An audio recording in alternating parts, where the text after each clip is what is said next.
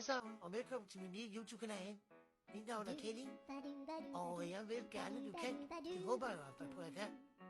Jeg håber, at I giver dig med det. Derfor må I skrive med i videoer. Jeg kan nemlig se fra mig. Jeg laver også en anden video, som selv kan lide at lave. For eksempel en karakter, der hedder Werner, som jeg skal se på en anden YouTube-kanal, der hedder Klade S2O Venstre. Det er en S2, som jeg har gået på før i tiden. Og Werner, det er karakter, som er en selv optaget leder.